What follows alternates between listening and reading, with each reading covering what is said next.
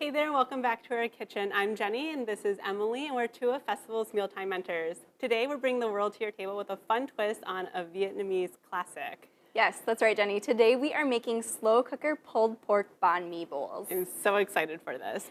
So the banh mi is a classic Vietnamese sandwich traditionally served on a baguette, but we're putting a twist on it and putting it into a bowl. Yes, and we love bowls right now. They're super trendy, but we like bowls because they're kind of a complete meal in one, and they're pretty quick to put together. And something that's really great is that you can use up leftover vegetables or meat or different components in your bowl recipes. Yeah, but I'm really excited for this. So I'm just gonna jump right in and get started. So what we have here is a pork roast, and I'm going to build the seasoning for it right now. So we have some red pepper flakes, and then some garlic powder, ground ginger, and just a little bit of salt and pepper. So this has a lot of really great flavor in it.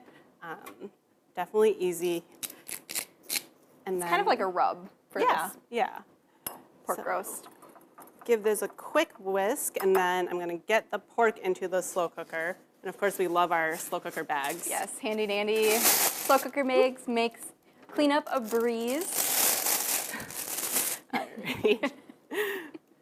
Got a little excited there. So then I'm just gonna season the pork with this rub. And then in the same bowl, I'm just gonna mix together the broth for it. So we've got some chicken broth, and then a little bit of fish sauce. So again, a lot of really great Asian flavors coming from this. Some honey. Sweeten everything up. And then a little bit of lime zest and juice. So it's the juice and zest from one lime. And then the last thing we have is just some low sodium tamari. Could also use soy sauce, but we are going gluten-free. Just give this a quick mix together and pour it over our pork.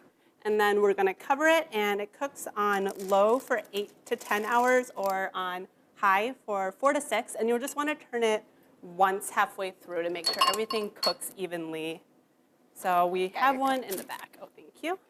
Got one in the back that's already cooked, so I'm gonna go ahead and grab that. Perfect.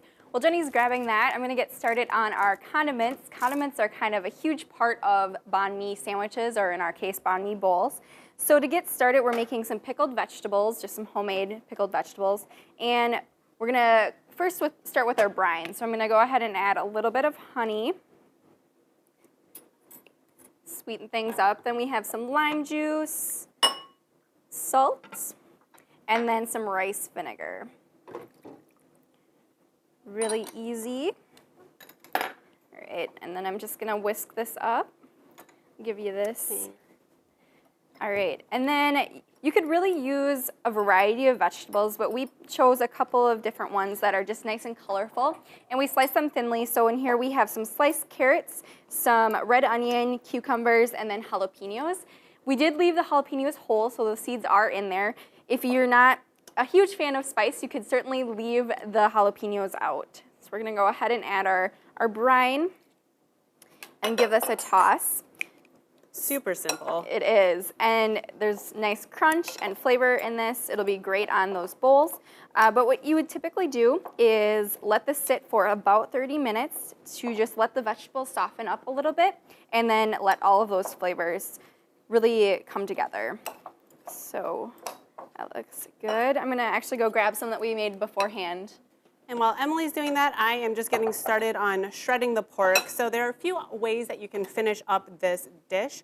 The pork has, been cooked and it's really tender. And if you want to keep it tender like that, you can just return the shredded pork back into this broth. Or you could take the shredded pork and put it on a sheet pan and broil it for a few minutes until it's nice and crispy. So it just kind of depends on what kind of texture you're going for.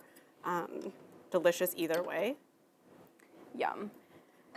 Talk a little bit more about the base of this dish. So we're using a rice, but today we're using a special rice. We're actually using something called forbidden rice, and you can find this in our natural and organic department. It's really fun because it's kind of a black or purple color, and it is still a whole grain. So that means that it has more protein and fiber, but this is unique in that it also has more iron than your typical brown rice. If you wanted to use brown rice, that'd certainly be okay in this dish as well. Yeah, and to cook this forbidden rice, it's 1 cup of rice to 1 3/4 cup of water. So super simple, just cook it in a pot or using your rice cooker. But let's go ahead and build these. Perfect, thank you. All right. So just talking a little bit about garnishes too, because you could certainly add more components to this dish depending on what you had on hand. You could certainly top this with some fresh cilantro, another fresh flavor, or maybe some sriracha if you want some more heat. And that would be my garnish of choice. Me I think I too. love spicy food. All right. So this dish is just so fun. It's so easy, and there's so many great colors in it. Yes. All right. Give it a taste. Yes, I am excited.